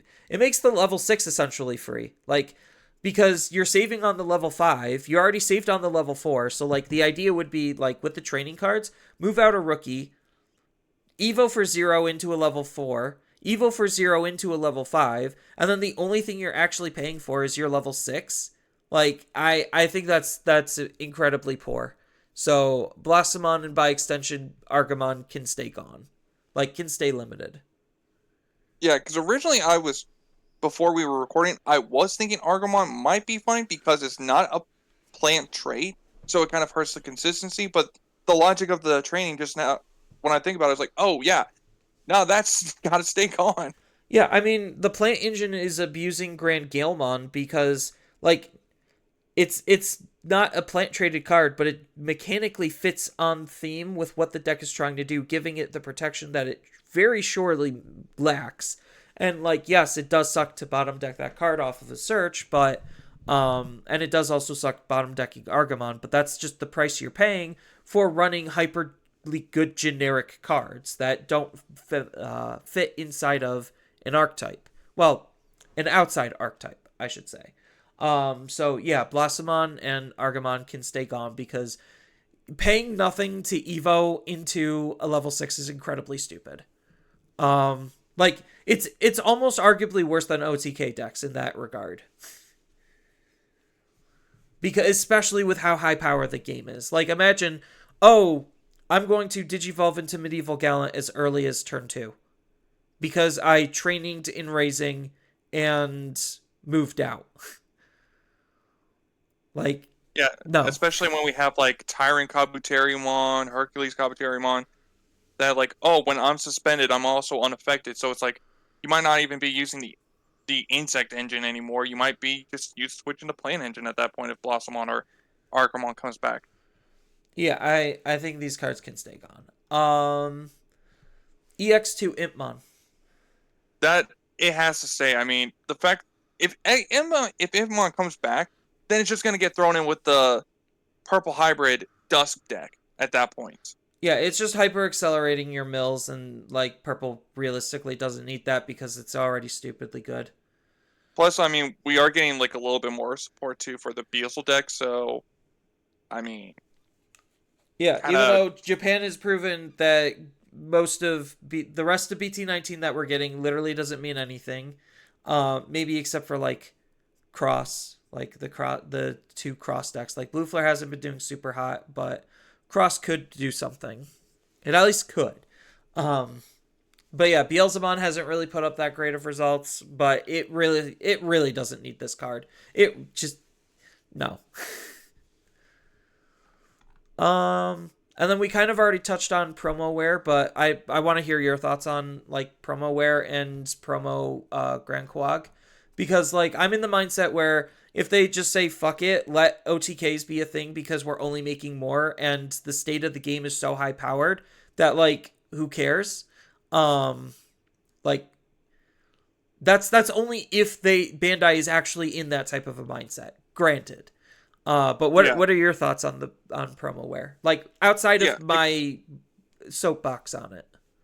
Yeah, so if they're obviously in the mindset of no, we don't want OTKs to be a thing, then where Guru and Grandis they have to say. I mean, there's even like more support cards. Like I think there's even a more Kawagamons now for the X antibodies to use and everything also. So it's like that's not gonna be like I mean that's just gonna give that Grandis more power. And then the Where Garurumon, it has technically it still has the EX9 X antibodies, but I mean the one of the uh what is it, EX5 and everything, X antibodies that well. I mean that have the quote unquote pseudo jamming, that kind of makes it even better now. So I wouldn't want to put the Werkarumon or the Grand Kawagamons back, even though I had this a really bad hot take about the Mock Galgamon. I don't think it was a hot take at all because I ended up siding with that hot take. But again, that's if Bandai's in that type of a mindset, which I honestly I have no idea what Bandai's even thinking. I'm not even going to attempt to guess because like, oh yeah, Pyramidimon is an OTK deck. Fenrir Lugamon's an OTK deck. Like they're just making more and more OTK decks and they're trying to make them faster and faster. So like Wereguru more specifically, I can see coming back out of the two, like out of the three OTK enablers, because one, this is more. Actually, this is pretty generic. Well, it's a little bit more archetype locked because it wants you to have Garurumon, specifically Garurumon, not Garurumon X or anything, specifically Garurumon, in order to multi-attack. And multi-attacking at a lower stage, if the opponent could have potential Ace Digimon, just like the unbanning of Gabumon, would mean that now your damage result is less and you're putting yourself more at risk, which I think is a fine meta dynamic out of all of the three OTK enablers that we talked about. Like, this is the one that probably has the best chance to come back. Even though its inheritable is hyper generic, but we already have that same inheritable on Arrow Vidramon that natively has jamming, and he's not seeing any play at all. So, like, I guess that inheritable just isn't that great. Yeah. And then, See. so Grandis. What are your thoughts on Grandis then? Kind of the same thing as the Or Garurumon, not to me, Grandis, honestly. Gran. Yeah, Grand Kawagamon. I mean, like I said earlier, there's more Kawagamon cards, more Insectoid cards, that kind of just make the Grand Kawagamon even slightly potentially better now, especially with the whole trainings. Because before in the past, your setup for the in like EX9, if I remember correctly, it was you Evo into level 3, then you Evo into level 4, pass the turn, and from there you're able to just take off because you really were just really memory efficient from there with the X antibodies. So the fact that we have like training cards, we have like the Izzy Tamer that can redirect attacks if you so happen to somehow not OTK your opponent. I mean, to me, it's just like Grand can kind of stay where it is. I think out of the three, Gran probably is the one that deserves to stay on here the most. Sure, Digiburst is like not super great at this point, especially for green, and especially because of Ace Digimon. So like if you are playing Kabuterimon, like Mega Kabuterimon Ace, you very obviously don't want to Digiburst that away. But obviously if you're playing this card, you're fully acknowledging that you are not going to be playing any level 5 aces. And I think like because like you said, the insect package has only gotten better, that just inadvertently makes this card better. Even if you're ditching your inheritables, it doesn't matter because you'll already gain some of the boosts and whatever other boosts you want, even more to make the attacks that much more effective. So I do think like it could stay gone, but again, if they're throwing everything out and they just don't care about the state of the game and they just want all of these degenerate OTK decks in, sure, he could come back. I know that's the third time I've said it. I do apologize for repeating it, but like that kind of is the statement and the sentiment where when it comes to those specific cards, and there was 3 of them. So give me a break, chat. I mean, to me, like I could definitely see Grandis coming back a little bit more than the Where Garurumon promo, but it's just to me, it's like the fact that the Garurumon, like it might be PTSD from BT9 and everything, but the fact that the draw engine helped the consistency of the Garurumon and just constantly unsuspending, constantly checking, and the fact that it had battle protection. I mean, when I think about the whole Grand Kawagamon X antibody, it really didn't have any protections. It was just, I'm going to Evo really fast and swing hard at you. If you have like if I'm thinking if Grand Kawaga goes against like a purple hybrid deck that has a lot of security bomb effects and everything with the Death Slinger, the Rivals Barrage, and everything that I could easily check in and remove it, it kind of goes, oh well, that's kind of it for me. I mean, that's the same. That's the same mentality with every OTK deck. Like most OTK decks don't have the levels of resilience to just ignore options out of security. That's why most of them tried to tech in the ability to do that. But the not really trying to backtrack. The thing what makes me say that promo where has the highest chance of coming back out of the 3 OTK enablers is also the fact that Digimon has changed its design so dramatically from when this card was actually like used, because now you have good purple Garurumon cards that this Digimon can't take advantage of because it is strictly Digivolving on top of blue. So now you either, like if you're running purple Garus, you have to have that promo, or not that promo, you have to have the EX5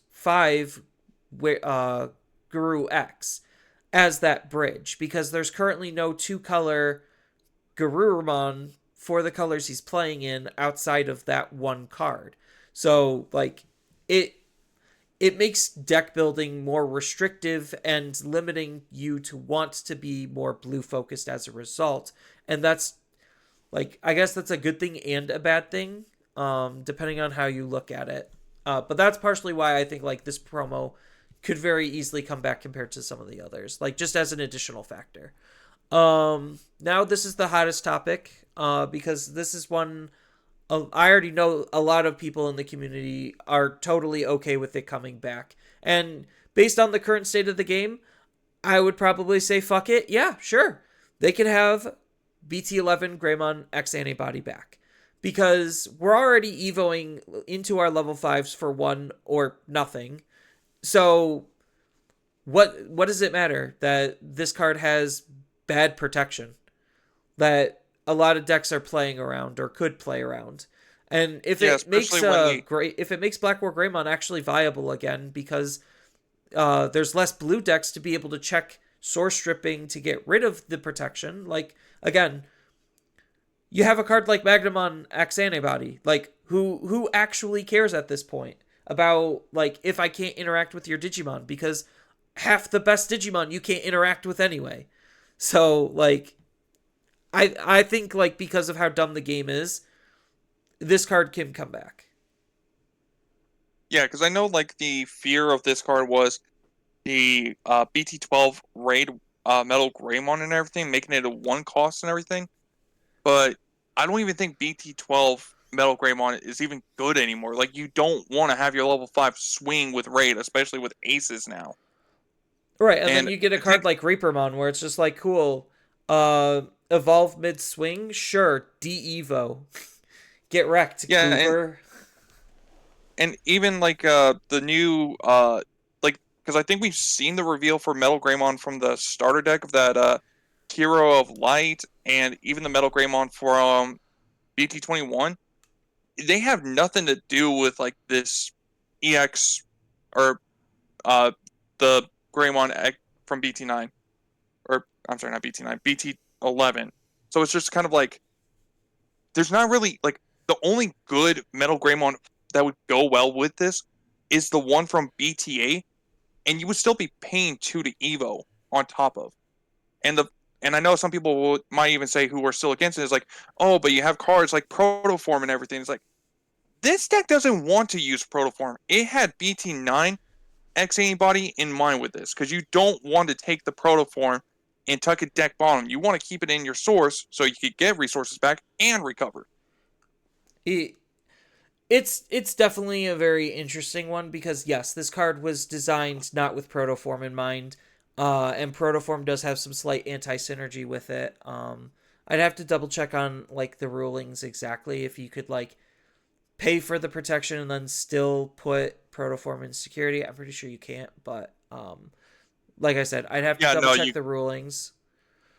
If I remember the rulings correctly, you have to tuck the Protoform deck bottom first before, and if you can't deck bottom it, then therefore you don't get the protection. Yeah, but the big thing is like with Proto is it's reusable. So like cool, I protect myself on my level 5. I'm going to Proto into my level 6. Nothing was really lost. Versus the old X Antibody where it's just like it's because it's harder to get rid of. It makes it more premium to have in a sense. Like it's weird.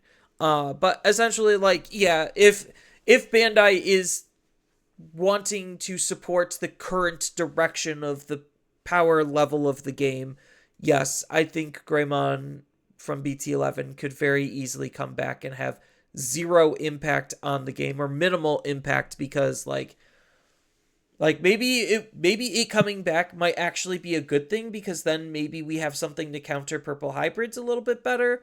So I don't know. Maybe that's just me being having copium and hating purple hybrids as a deck.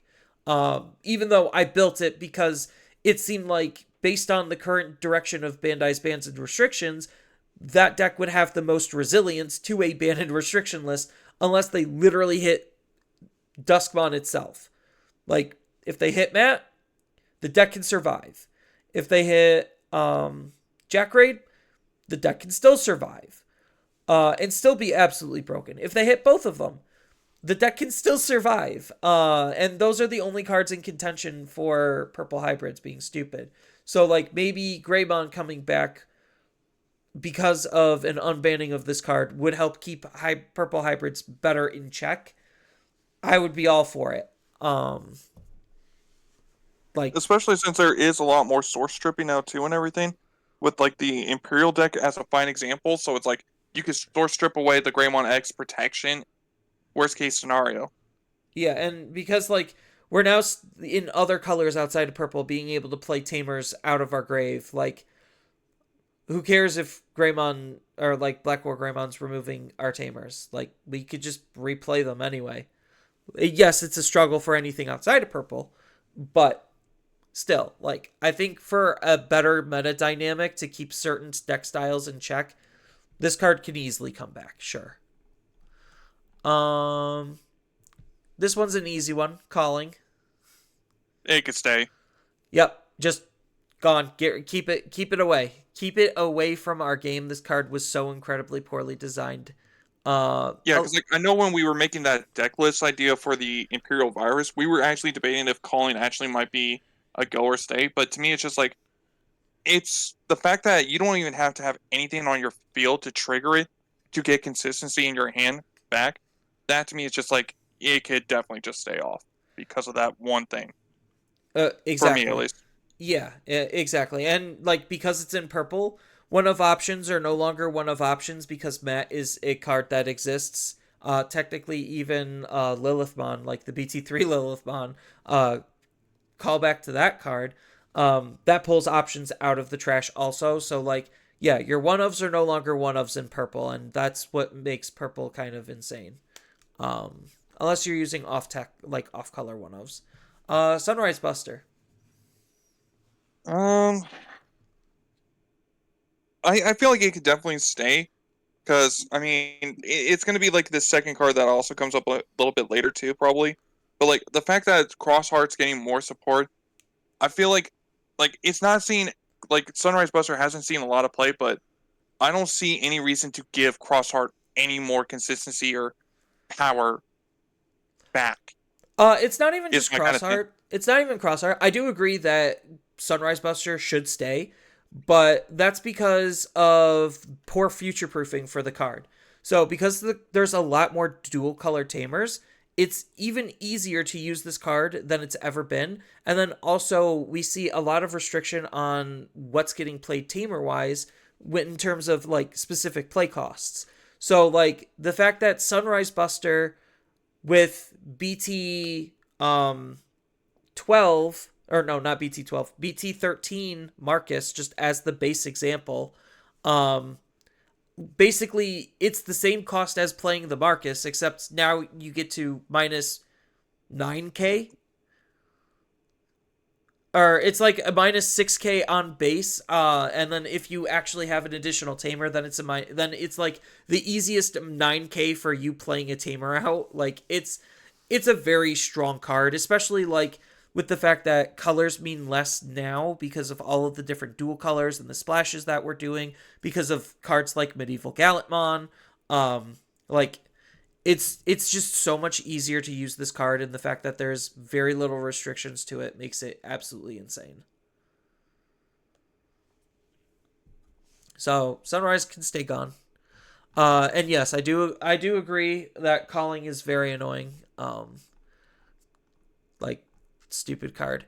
So this is technically another OTK enabler. Doru Greymon.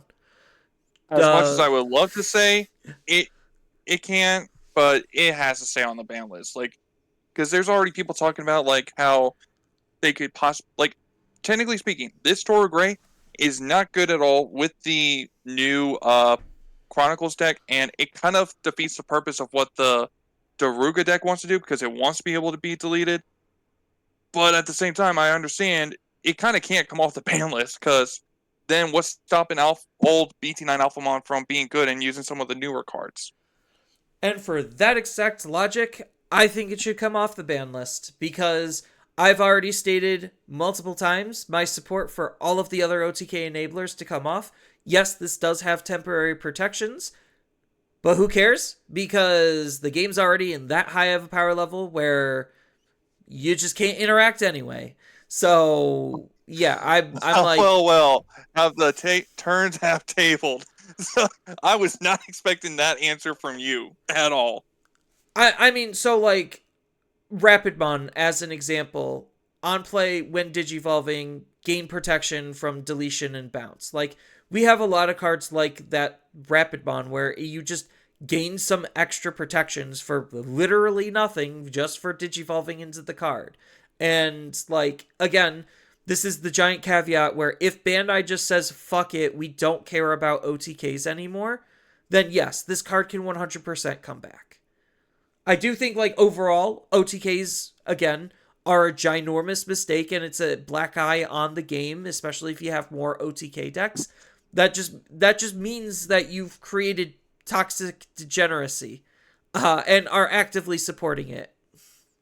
Like, Pyramidimon is, like, borderline okay, because of the fact that it's not moving as fast as, like, Takami Kazuchi, which could do it as early as turn 2, and you could do the same thing with Ancient Grey. You could literally OTK as early as turn 2 with the right cards in your hand. So, like, yeah, if we have turn 2 OTKs and they're totally okay with keeping those around and supporting that type of gameplay, yeah, Doru Greymon can 100% come back. Who cares? But yeah, so otherwise, like, yes, if they want to actually have a well-balanced game, Doru Grey cannot come back. He cannot come back. So based on your recent things you've been saying, I feel like you might have the same reason with the Shoutmon Cross 4 then, if I'm going to guess that? Or are you going to say Shoutmon's going to have to stay? Shoutmon's a little hard because, like, it is essentially a degenerate combo enabler, like a lot of other cards that got hit on this ban list. And, like, again, this is in the caveat that they don't really do anything. So, like, yes, under those same pretenses and logic, while I do think from a design standpoint, Cross 4 is a mistake, for how dumb the game currently is and how high power and uninteractive the game is, yes, he reasonably can come back. Assuming Bandai just does not actually care about balance anymore. Yeah, so to me, I mean, just the whole reason, like, because, like, they did a reprint of, like, Shoutmon Cross 4 and everything in the BT19, and it's nowhere, and I mean nowhere near as good as this. No, so and it's like, with the new stuff, like, because of how material save works, it doesn't actually work with the evolved cards. Like, you could cross into Cross 4. Like, this is kind of what makes Cross 4, like, really good, especially with the new stuff, is because, like, even though you can't material save with it, you could still use his end of attack to put everything back underneath anyway. So, like, and then they can still be used, like, the evolved stuff can still be used as the base material for digicrossing. So, like, yes, degenerate combos are degenerate combos, but we're already playing a game with a ton of degenerate combos, so, like, it's fine. I guess at that logic level, it's fine. He could come back. Because, like, what's the big difference between Purple Hybrid gaining a butt ton of memory and loopy-dooping itself to attack, like, 3-4 times off of a field of a single, like, 2 tamers, versus Shout Cross 4 doing that in of himself requiring just as much pieces. if not a little bit more. Right, because all you need for the purple hybrids is some way to gain memory, a mat tamer, and another way to gain memory. Uh, and that's it. And then you could get like 3 checks off of nothing but hybrids very easily for borderline nothing. Like 3 memory means bare minimum 2 to 3 attacks with hybrids off of 2 tamers. So yeah, like by that logic level, Cross 4 can come back.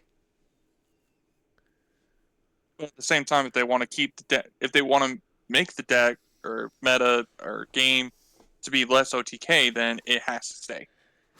Yes. And like, so this repetition in that type of logic and philosophy just goes to show like why Bandai tends to limit specific cards. Because like OTK enabler, OTK enabler. I'm just scrolling up for anyone who's watching it videoly. So like you have Cross 4 being an OTK enabler. You have Doru Greymon being an OTK enabler. You have Promo Grand Kawagamon, OTK enabler. Weregurumon, OTK enabler. Technically, Savior Huckmon was an OTK enabler, but they decided to let him back in. Because Jesmon wasn't good enough. Makgao, OTK enabler. Like, you have lots of cards that are borderline just either a tempo issue, like the card is just too fast, too efficient, too effective, or it enables OTK, reducing the amount of interaction, therefore reducing the amount of fun in the game. And then you get a couple of outliers. So those are the 2 big things Bandai usually tends to ban cards for. So it's like under that pretense of that logic that I've already explained multiple times, yeah, if they just say fuck it, all of the OTK enablers, every single one of them can come back. The tempo cards, I think, are a different issue because they're, again, just making things... They're just making getting up into level 6s too easier, and level 6 powers are increasing, even though they're not OTKing. It's just, they're becoming harder and harder to deal with. So, like, those tempo cards could stay gone. Which is why going into Jet Sylphie, I think this card should still stay gone. I hate this card so much. I know I've heard people say, oh, Jet Sylphie can come back. It's like, no, it cannot. And I will give you one deck as a fine example of why this card should never come off the restriction list. Ancient Garurumon. Well, it's not even just Ancient Garurumon. Like, because they introduced 2-colored hybrids, like, this card's just ripe for exploiting in every single variant of any card that's using yellow. So now they have to use the color yellow very sparingly compared to a lot of the other colors because of Jet Sylphie existing. Even though, yes, you don't get the inheritable, the fact that it's just, again, easy transitional point to get to a level 6 just makes it a very efficient card, especially since it's it's one of the freest recoveries we have ever seen in the entire game. Well, we even know that there is, like, technically speaking, purple-yellow hybrids, technically speaking. So, like, are we allowing access for, like, purple hybrid to even just potentially go up into Venusmon a lot more easier, too? Right, because, like, a lot of level 6s are essentially doing, like, one of 3 things. Either OTKing the opponent, making it so you can't play the game in the form of a floodgate, or a floodgate-esque effect that's punishing the opponent for basic game actions, or they die, and they reset the entire field, and you just loop it over and over again. All 3 of those situations are designed to inherently make it so the opponent just can't play the game. So having easy ways to get up into those, I personally think is a huge mistake. That's why Mirage is as good as it is, because if it didn't have the vast amount of memory gain to get up into its level 6 as quickly as it could, I don't think Mirage would be nearly as strong. Yeah. So giving yellow faster accesses to get up into any generic level 6 to try to stop the opponent from playing the game does not sound fun to me. We're not even gonna go over Mega Digimon Fusion. This card needs to stay banned. Free level 7s is a mistake. That should never happen. We're getting towards the end, so reinforcing memory boost. I feel like that could definitely stay. Yeah. No, like, I'm trying to think. Cost, but giving yourself the option to choose what you want to put in your security, and then also like, oh hey, I'm gonna pop this and get 3 memory instead of a standard 2. It's like, to me, it's like, kind of a no-go. So there's an argument to, like, I think honestly it's the delay effect that's really getting me, because like 6 to recover, if for where the current state of the game is like whatever, who cares? It's more of the fact that the delay of gain 3 memory, because of how efficient cards have gotten. 3 memory can get you very far. Very far. Like, there's so many games, I can't even tell you, where I've said the phrase, and I quote, I wish I had 1 more memory, and reinforcing memory boost being one of the more generous memory boosts when it comes to how much memory it's actually giving you. Yeah, I think literally just for that effect, it needs to stay gone. But otherwise, like, if it didn't do that, sure, it could come back. Who cares? But the gain 3 memory is the deal breaker. Ice Ball. That, I feel like this should be an easy no discussion. Ice Ball can easily stay, because the moment you give blue decks access to more than just 1, they could just go, oh, I'm an Ice Wall twice. Oh, next, it's my turn again. I'll go ahead and Ice Wall. Just locking your opponent out of playing the game. That's a no-go, my opinion. I agree. I 100% agree, especially since, like, we've seen other color, like, we're seeing more and more multicolored decks. So the fact that not only just blue decks, but any deck that's literally just thinking about playing the color blue anywhere at all, opens those decks to use and spam Ice Wall as well. So I think, like, yes, Ice Wall also should stay gone. We kind of already hit on Argamon because we hit on Blossomon, same type of card. Just no. Tempo, too much tempo is an issue. HPD, we kind of already covered that. Stay. Yeah, that's an easy stay. Like, that card is so free, it's disgusting. Like, this card should actually just join HPD and just be banned. But as far as the greater topic of unbanning cards, no, HPD can stay. Again, same logic as Argamon, same logic as Blossomon. And the stupid thing is, you just have to be evolving from a green Digimon. You don't even have to be digivolving into a green Digimon. So, like, specific decks can very, very egregiously take advantage of this card. Plus, also, you have, like, a lot of green cards that can unsuspend themselves, or, oh, I really don't care if I'm suspended. I get way more effects if I'm suspended, kind of situation. Yeah, its cost is not a cost. So that brings us to the last card, because Savior Huck got unlimited, so no reason to mention it, is BT7 Icemon. So I will say, when the initial ban of Icemon Scatter Mode got hit, to me, I initially thought that BT7 normal Icemon could come off, because it's like, oh, you have to see the one of Icemon Scatter Mode in your trash. But then EX7 came out, and we got a new Scatter Mode. It has to stay. No, because I know originally, like, I agree. Because I know the original restriction for this was the fear of DNA and everything being a thing. But it's just like the fact that you're getting a free body back out, especially if, like, well, now this also means free aces too. You can even use this deck too. Yeah, this also means, like, it's very not good, future proof for, like, any level 5 purple ace. So, yeah, no, Icemon, I do agree, just needs to stay. More scatter modes was always going to be a potential issue.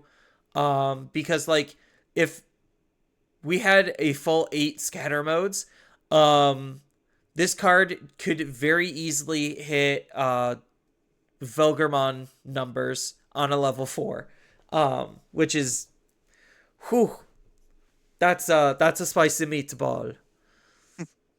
But yeah, no, Icebond can stay gone. Like again, he also exemplifies the issue of tempo. Like he just is too tempo efficient because you're playing out a level 4 for free. 9 out of 10 times if you were using him the way he wanted to be used. And that again, we're already having a problem with like, oh, this is just already a free action, so now I'm just going to get free action on top of free action, and then next thing you know, it just cascades into a bigger problem that just breaks the game in half because of too much free things. So, that was quite the list and quite the discussion. I figured it would be a long one because there was a lot of cards banned on this. So if anyone's curious, just go to world.digimon.com.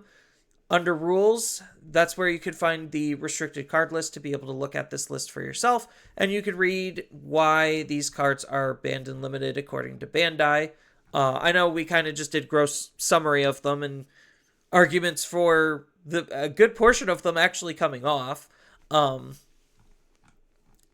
yeah, the whole thought process and experiment was like, oh, if the game is already in this type of a state, what cards could reasonably come back? And I think like this was a pretty interesting discussion, to be honest. Because like I know unbanning is a thing they introduced and they don't want to overdo it, but at the same time, like, really, Bandai? Really? They've made a lot of mistakes, and like actually if you want to go through and count, I already did all of the math for you so you don't actually have to count. Half the bans were done basically last year, and half of the half that was banned, or I guess 2 years ago. No, it was last year. And half of the new cards that was banned were new cards, more specifically. So that kind of shows that Bandai's having a very hard time keeping their game in check when it comes to balancing the game, I guess.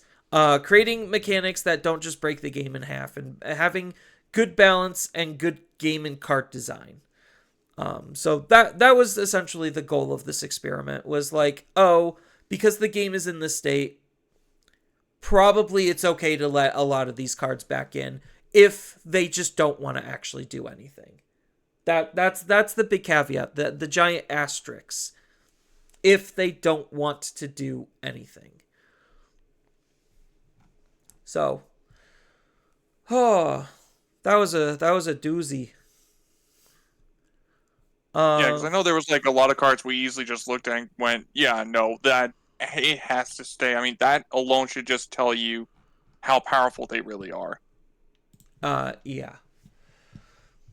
So, I think that's gonna be it for this episode. I know this was definitely on the longer side, but there was a lot of cards and a lot of good discussion. Any closing thoughts, Jay Stewart?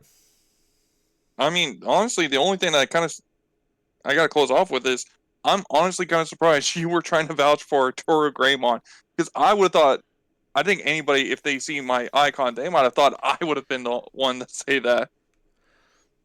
I mean, hey, I already said the reasoning 3 times already before him, so I can't not double down on that philosophy.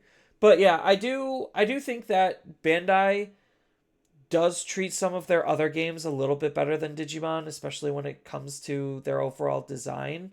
And like, I'm not saying Digimon's unfun. It's just prolonged levels of. No, it's not really unfun. Prolonged levels of uninteresting game. Yeah, uninteresting, uninteractable gameplay just causes for more player frustration rather than excitement. Like, I'm going to locals and I'm like, fuck, I have to play against this deck. Why am I going to locals? Because I already hate this matchup. And, like, I'm just thinking about counterpicking is reasonably something anyone really shouldn't be doing unless they're going to a big tournament. Like, if I'm just having fun at locals, like, why am I stressing so much about trying to find good matchups? It's because I want to have fun. And it's because I know the game's not letting me have fun. It's like, oh, I have a Tyranno, like, just as an example, just to kind of try to wrap things up. I have a Tyrannomon player at my locals, and I also have an Imperial player at my locals. So if I want to have a semblance of a shot of winning, I have to be able to have a deck that beats both of those decks. That doesn't exist. Unfortunately, it literally doesn't exist. Well, it kind of does. The answer's Mirage, but I digress. It's like, then I'm stuck playing Mirage again. And then everyone hates me for playing Mirage, and like, if I was a newcomer to the local scene, walking in and having that type of mentality and attitude after going there once, it doesn't foster a good environment. And like, we all just want the game to thrive as much as we possibly can. And that's all I want as a player, is for the game to thrive. And like, yes, we're poking fun at it and we're being semi-critical of it. And again, while that does seem like it's a negative thing, we want better, and we're just waiting for better to happen. At this point, old Alpha didn't break anything. Exactly. Plus, Sword Dog ignores so much of security. Alpha would be fine. I agree. I 100% agree. So yeah, no. I think this was a very, very interesting discussion. Hopefully, any viewer is going to take it away and be like, "Oh yeah, I didn't even think about that." And that was the whole point of the thing, is to kind of like have fun with it, I guess. So yeah. Thank you. I guess this is a good place to wrap it up. I know this was definitely a long episode, but I thought it was a really fun one, and hopefully you did too. So, thank you everyone for coming out and watching this episode. It really does mean the absolute world to us. If you, again, feel free to answer any of like your thoughts about this whole discussion down in the comments below. While you're down there, feel free to leave a like and subscribe, especially on the YouTube side of things, or a follow, or whatever, depending on the platform that you're listening on. It means the absolute world to us.